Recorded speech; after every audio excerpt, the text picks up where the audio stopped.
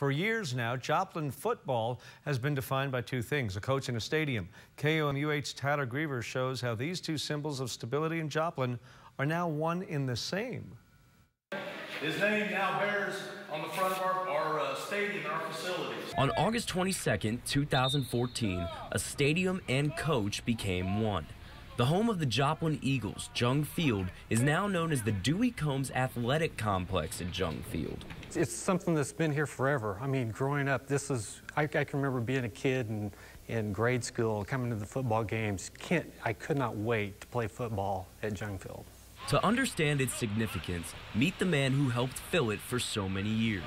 This was my dream job. I ended up here in Joplin, and I never looked for another job. Dewey Combs has a long list of accomplishments, but this one means the most. Well, it'd have to rank first.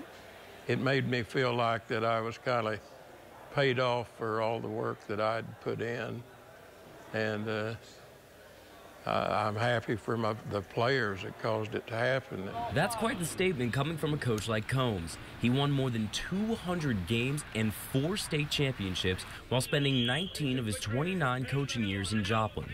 Combs coached at Parkwood High School, one of 2 schools Joplin split into in 1968.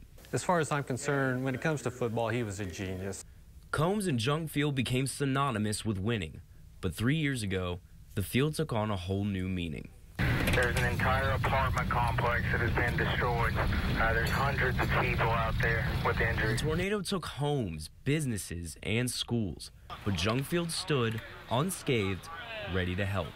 Junge Stadium served as a mortuary for our lost citizens from the tornado. And icons like Junge Field's still here. Everybody can come here and you feel healed.